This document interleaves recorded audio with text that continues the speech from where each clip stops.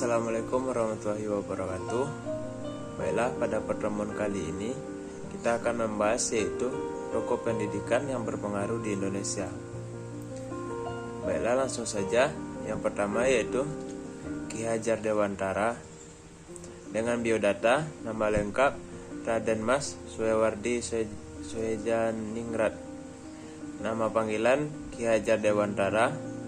Lahir di Yogyakarta tanggal 2 Mei 1889. Wafat di Yogyakarta tanggal 26 April 1959. Agamanya yaitu Islam. Gelar yang dipegangnya yaitu Pahlawan Nasional dan Bapak Pendidikan Nasional Indonesia. Selanjutnya yaitu biografi. Ki Hajar Dewantara merupakan tokoh pendidikan Indonesia dan juga seorang pahlawan Indonesia. Beliau merupakan anak dari GPH Soejaningrat yang merupakan cucu dari Pakualam III.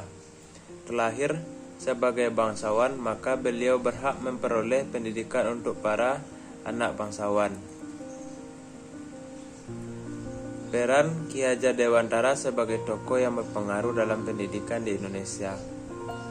Ki Hajar Dewantara adalah tokoh yang berjasa di bidang pendidikan dan beliaulah yang mendirikan Taman Siswa pada tahun 1922. Karena jasanya yang sangat besar, maka sampai sekarang pada tanggal 2 Mei diperingati sebagai Hari Pendidikan Nasional.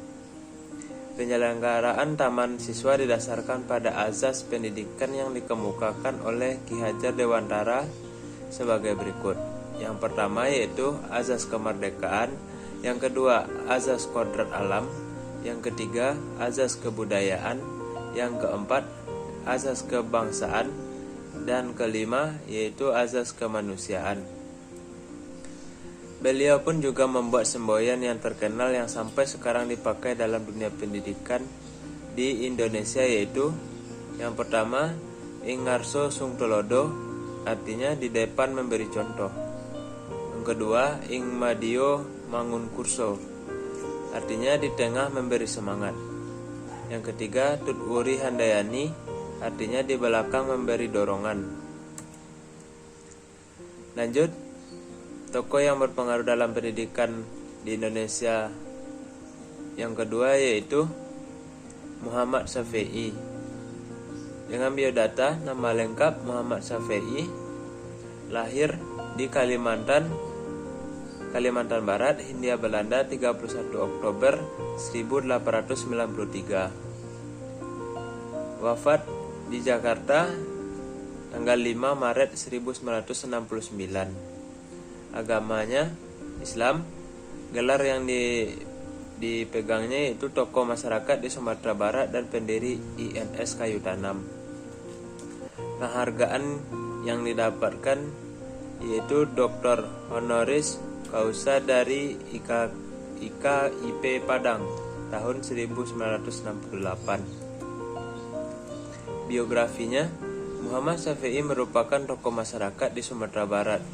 Meskipun ia berdarah Jawa asal Kediri, ia diangkat anak dan sangat disayangi oleh Ibrahim Marasoetan, seorang tokoh pendidikan pada awal abad ke-20 ketika Ibrahim bertugas sebagai pendidik di Pontianak, Kalimantan Barat. Muhammad Syafi'i adalah seorang berdarah Minang yang dilahirkan di Kalimantan Barat. Ia dilahirkan tepatnya di daerah Natan tahun 1985. Ayahnya bernama Mara Sultan dan ibunya bernama Khadijah. Syafi'i berhasil menamatkan pendidikan dasarnya di sekolah rakyat pada tahun 1908. Kemudian ia pun meneruskan pendidikan ke sekolah raja atau sekolah guru dan lulus pada tahun 1914. Peran Muhammad Syafi'i sebagai tokoh yang berpengaruh dalam pendidikan di Indonesia. Sumatera Barat pun mempunyai tokoh pendidikan yang tak kalah hebat, yakni Engku Muhammad Syafi'i dengan sekolah menengah INS Kayu Tanam yang terletak antara Padang dan Bukit Tinggi. INS Kayu Tanam didirikan oleh Engku Muhammad Syafi'i pada tanggal 31 Oktober 1926 di Kayu Tanam, sebuah desa kecil di Sumatera Barat. Sejak berdiri hingga perang kemerdekaan, perguruan ini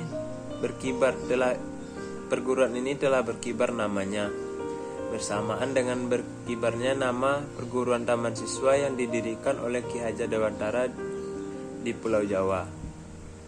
Sebagai lembaga pendidikan swasta, INS mengalami pasang surut di dalam kemajuan dan perkembangan.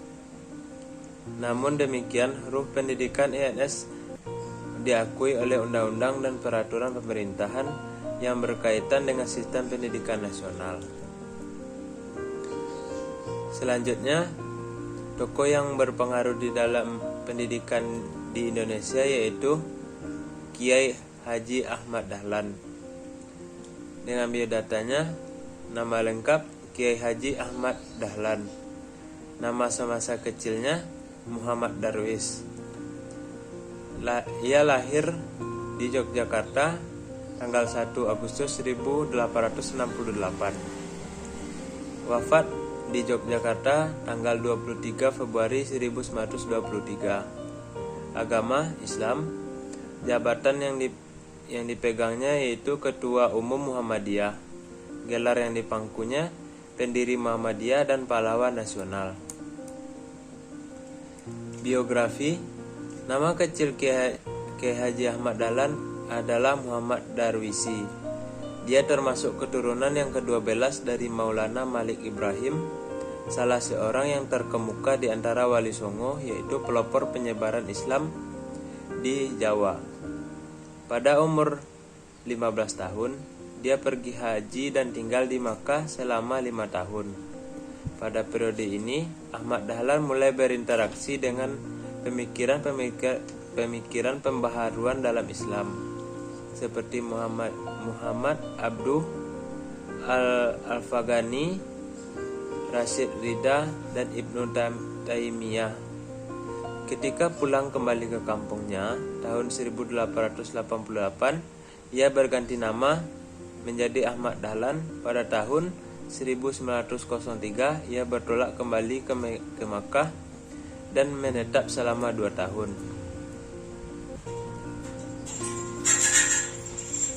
Peran Kiai Haji Ahmad Dahlan sebagai tokoh yang berpengaruh dalam pendidikan di Indonesia.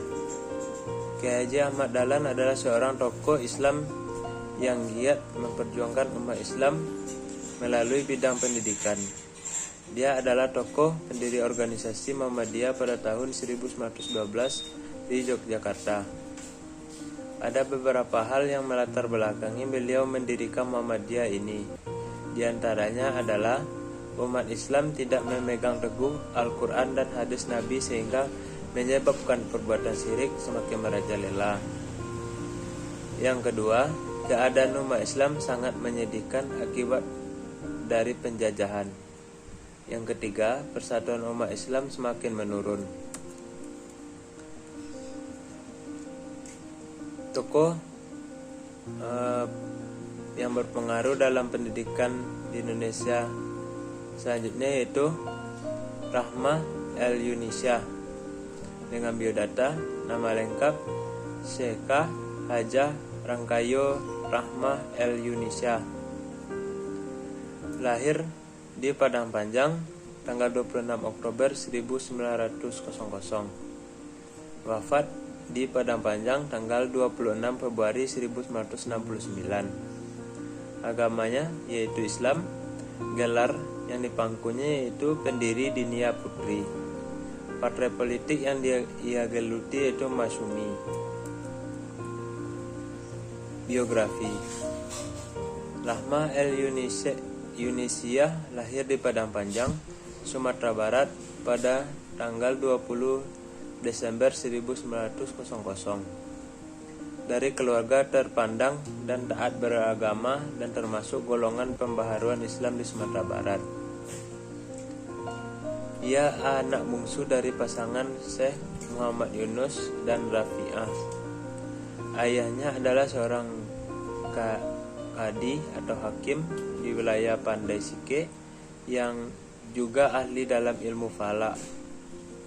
Sedangkan kakeknya Syekh Ahmaduddin adalah ulama yang terkenal di Minangkabau. Rahma belajar membaca dan menulis tulisan Arab dan Latin dari kakaknya, Zainuddin Labai, El-Yunusi, dan Muhammad Rashid. Setelah ayahnya wafat, ketika pada tahun 1915, Zainuddin mendirikan Diniyah School, sekolah Islam dengan sistem modern.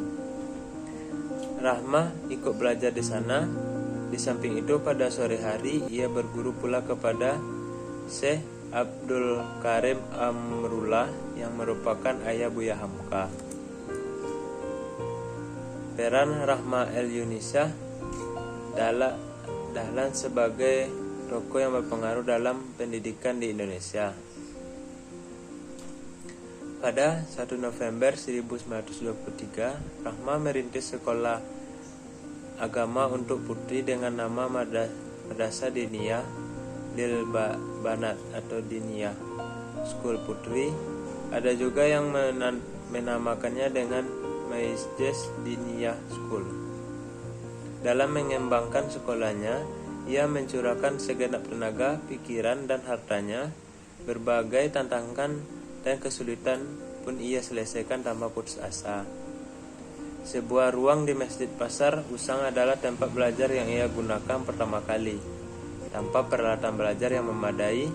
Tetapi untuk kegiatan belajar mengajar diperlukan tempat yang representatif.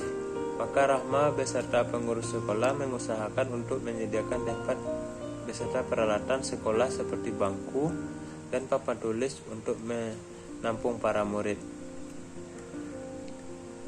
Mungkin hanya sekian penyampaian materi pada pertemuan kali ini. Sebelum saya menutup, saya mengucapkan terima kasih kepada dosen pengampu mata kuliah dasar-dasar ilmu pendidikan, dan saya mengucapkan terima kasih juga kepada teman saya yang membantu dalam proses pembuatan video pembelajaran ini. Baiklah, saya akan menutup pertemuan kali ini dengan membacakan Alhamdulillahirrabbilalamin. Wabillahi taufiq wal hidayah. Wassalamualaikum warahmatullahi wabarakatuh.